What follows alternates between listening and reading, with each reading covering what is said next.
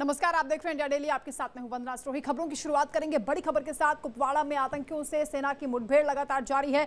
इस फायरिंग के दौरान एक आतंकी के ढेर होने की खबर मिल रही है। सूत्रों के हवाले से बड़ी जानकारी, जहां एक आतंकवादी को ढेर कर दिया गया है, जबकि 3 जवानों के घायल होने की भी खबर है। इलाके में सेना का सर्च ऑपरेशन लगातार जारी है। फायरिंग अभी भी चल रही है। दोनों ओर से लगातार फायर किए जा रहे हैं। सुरक्षा बलों ने पूरे इलाके को घेर लिया है। इस वक्त सर्च ऑपरेशन लगातार जारी है। कई आतंकवादी यहां छुपे हो सकते हैं। एक आतंकवादी को ढेर किया गया है। रमन सैनी संवाददाता हमारे साथ जुड़ रहे हैं। रमन, क्या अपडेट है? जी वंदना, देखिए जो जानकारी मिल रही है, रात करीबन 2:30 से 3 बजे के आसपास में भारतीय सेना की 57 RR और आतंकवादियों के बीच में जो है वो फायरिंग की जो है इन्फॉर्मेशन वो आई है। और इस फायरिंग के दौरान जो है वो 3 भारतीय सेना के जवान जो हैं वो घायल हुए हैं। और जानकारी ये मिल रही कि उसमें से 2 जवान जो हैं वो काफ़ी सीरियसली इंजर्ड हुए हैं, जिनको इवैक्यूएट किया गया है फिलहाल 15 कोर के कोर हेडक्वार्टर के हॉस्पिटल में, जहाँ पर उनका बेहतर उपचार हो सके। इसी बीच में जो वहाँ पर सैनिक मौजूद थे जिनकी तरफ से लगातार फायरिंग की जा रही थी, उनमें से उन्होंने एक आतंकवादी को जो है वो मार गिराने में कामयाबी मिली है। हालांकि अभी उसकी शिनाख्त नहीं हो पाई है।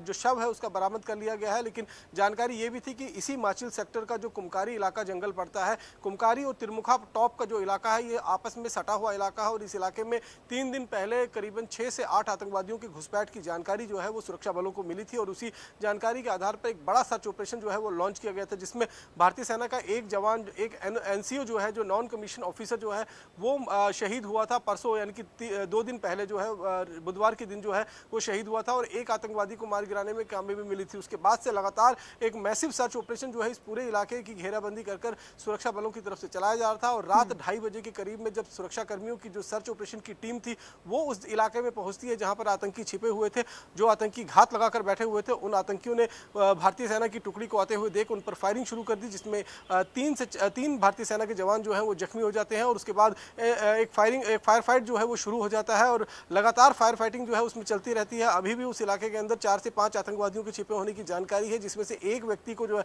एक आतंकी को जो है वो मार गिराने में कामयाबी मिली है। इस बात की सूचना फिलहाल भारतीय सेना के आधिकारिक सोर्सेस की तरफ से भी हमें दे दी गई है कि ये इंसिडेंट जो है वो रात करीबन 2:30 बजे के आसपास में माचिल सेक्टर के कुमकारी इलाके में हुआ है। और इसके बाद अभी भी उस इलाके के अंदर सर्च ऑपरेशन जारी है। और मुठभेड़ जो है वो भारतीय सेना और आतंकवादियों के बीच में लगातार चल रही है। लगातार इस इलाके के अंदर बात हो रही है, दोनों ओर से लगातार फायर झोंके जा रहे हैं। लेकिन ये भी बताइए कि कितने आतंकवादी यहाँ छुपे हो सकते हैं, किस तरह के इनपुट्स मिले थे? क्योंकि आप बता रहे हैं कि जो सेना के सूत्र हैं उनसे ये जानकारी मिल रही है कि रात में आतंकवादियों के साथ मुठभेड़ शुरू हुई है। कब तक ये मुठभेड़ जारी रह सकती है? और लोकल सपोर्ट जो लगातार मिल रहा है, उसके खिलाफ किस तरह की कार्रवाई की तैयारी है?